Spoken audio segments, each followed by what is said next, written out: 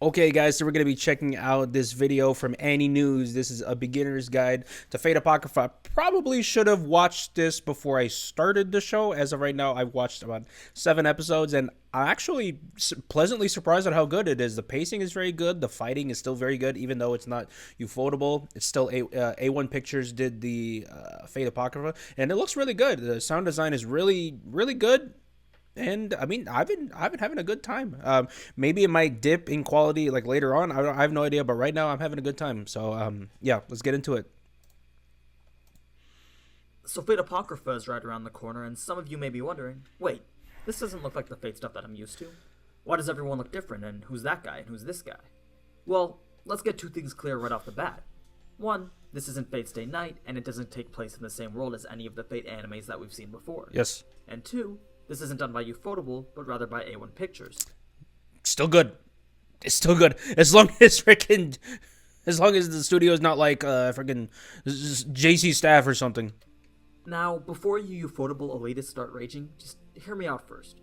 Don't go into the show expecting the same characters or the same god tier animation quality that we've gotten in the past. That's why we're getting Heaven's Feel. But instead, expect a better storyline with a plot that steers away from the typical Battle Royale style. Better storyline. Okay. Oh, I mean, the story is fine. I like the story. I mean, but I better than Fate Stay Night. Interesting. I mean, I can't say anything because I haven't finished the show yet, but we'll see. now, if you haven't clicked off the video yet, I'm assuming that you want to know more about what to expect from this show. So I'll give a brief summary of the plot and identify some of the characters that we've seen in the previous trailers. Don't worry though, I won't be spoiling any of the servants' true identities, but let me tell you that you definitely won't be disappointed when you figure out who they are. Yes, I fully agree. They've revealed a lot of the characters of the servants, and they're actually very, very cool historical characters that they chose. I really like that they did that. Not just historical, but also fictional. Alright, let's It's really start with cool. the premise then. It's really cool who Fate they Apocrypha chose. is a parallel world to Fate Stay Night, and in this world, the Grail has been stolen from Fuyuki after the Third Holy Grail War. And in case you didn't know, Fuyuki was the normal Holy Grail War location.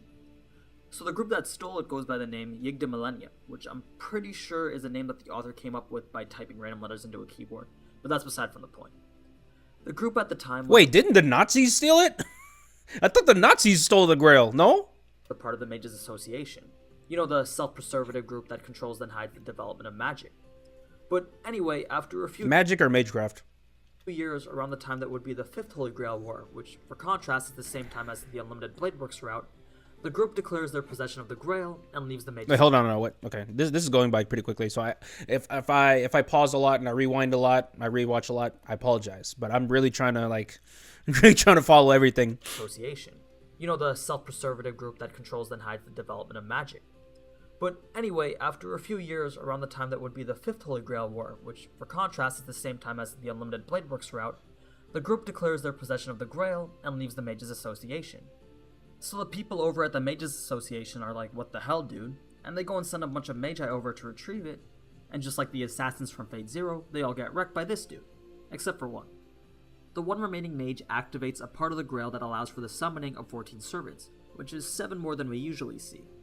So each faction gains command of 7 servants of their own. Interesting. Hold on now. Wait, so this guy was. Hold on. Retrieve it, and just like the assassins from Fate Zero, they all get wrecked by this dude. Wait, so that guy was already in the world. That guy was already summoned in the world. I thought he was one of the 14 servants. I guess not. So he's just a servant from before. Okay. So someone else is going to be taking his class. I'm not going to spoil what the class is that he is, and I'm not going to say what character he is. Okay, so someone else is going to be his class in the 14 servant team battle thing. Except for one. The one remaining mage Okay. activates a part of the Grail that allows for the summoning of 14 servants, which is 7 more than we usually see. So each faction gains command of 7 servants of their own. There's the Black faction who represents the Igna Millennia, and then there's the Red faction who represents the Mages Association, plus a member of the Holy Church. The Grail also summons a ruler to mediate the battle, which in the past has usually been done by the Church. And that's what marks the beginning of what's called the Great Holy Grail War. So it's basically an all-out war between the Red and Black factions who each have 7 servants of matching classes. Kind of like a 7-on-7 Pokemon battle. You're missing the part where after the team battle is done, they have to fight each other in a regular Holy Grail war, which I still think is nonsense, by the way. Now let's get into the characters, which I'm sure you could have Just guessed give by now all the identified winners either as a class wish. of black or a class It's of not red. that hard. So, for example, the Saber of Red fights for the Mages Association, and the Saber of Black fights for... But I didn't know I forgot the colors were associated to, like, red was associated to Mage Association, and then black was associated to Ig de Millennia. I forgot that part. But let's start off with Ruler, because she's one of the main characters. If she looks familiar to you, that's because she's one of the few characters that we've actually seen before. Kind of. She had a little cameo in Fate Zero, Yep. so that should be hint enough for you to guess her real identity. She's the heroic spirit summoned by the Grail to administer the Great Holy Grail War. And since she was summoned as the Ruler class, she gets to keep her memories from previous games. Goated. Next up is Sieg, or Sieg. I'm not quite sure. We just started establishing his character when I was watching this show. I was around episode 6, 7. We just started establishing this guy's character. But he's another main character that we get to see a lot of in the trailer. In the third PV, we actually see that he's a homunculus, which, if you remember from Full Metal Alchemist, is basically an artificially created human. Everything else about him, I'll try to leave as something that... I'm not gonna lie, like, I've been watching Fate for a while, and I have only seen pretty much downsides to being a homunculus. I've only seen downsides. Like, you live shorter, your body is weaker. Yeah, it artificially, turns out humans made by other humans is not a very good human. It's probably better to be made by, you know, the man upstairs, you know what I'm saying? We'll most likely find out from the first episode. Probably better off. Servants and masters, starting with the red side. This may be a lot to take in because it is 28 characters in total. Yes. But that's why we have visuals. And I think they're navigating it pretty well. Obviously, like, you can't flesh out every single character. That would take way too long. But with what they have, I think the story is going pretty well right now, I gotta say. The pacing is really nice. The pacing for me is similar to Fate Zero, where they introduce you a bunch of characters and then we're going straight to the action. We're going straight into, like, them interacting with each other rather than fleshing out every single character with their backstory, which I prefer, to be honest. I also might butcher these names because some of them are kind of hard, but just bear with me. So first we've got the Archer of Red, whose master is Rotwell Brzezinski. Then the Assassin of Red. I have not seen her. I have not seen her yet. Whose master is Shiro. No, not Shiro Emiya, but Shiro Kotomine. They're two completely different people. Yes. Then there's the Berserker of Red, commanded by Dam. Loser. Pentel. What an absolute loser this guy is. At least from what I've seen of him. He looks way cooler here than he did in the anime. Caster of Red, servant to Jean Rum. Lancer of Red, summoned by Fien Vor Sandrin. The GOAT. Rider of Red, summoned by Kambik Pentel, the other brother.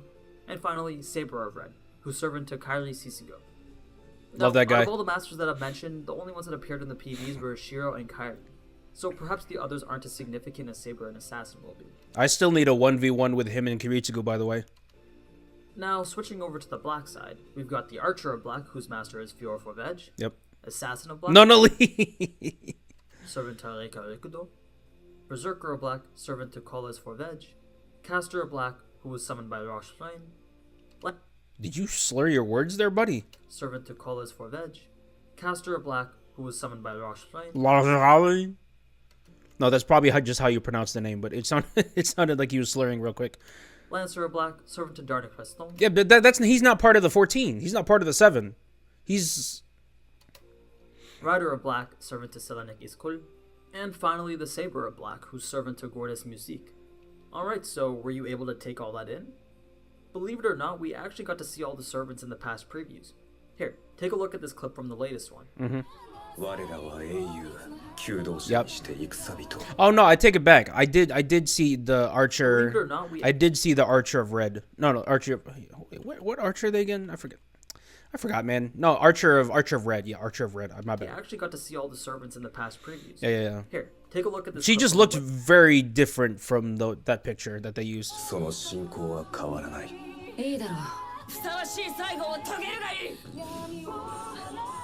Were you able to recognize all of them? Here, watch it again, and this time I'll label them for you. Yep, very fast.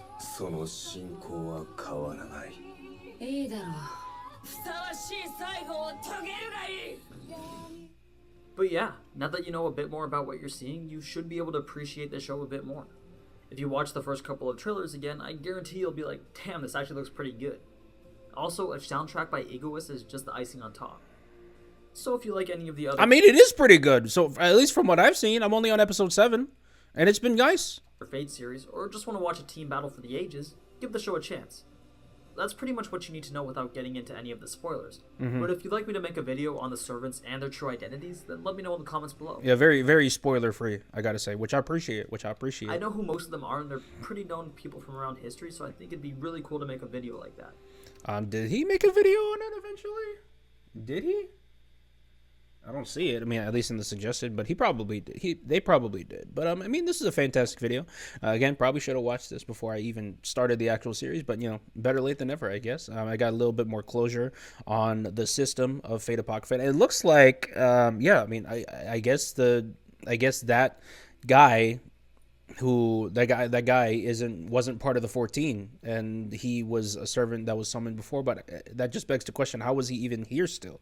Is it a Gilgamesh thing where he eating kids to sustain himself and stay alive, or is there like another thing into play? I don't know. I'm definitely leave that to you guys, because you guys always love correcting me in the comments below, so be sure to clear that up. I highly appreciate that. I mean, this is a fantastic video. I'm gonna leave a link in the top of the description. Thank you guys so much for watching. See you guys in the next one.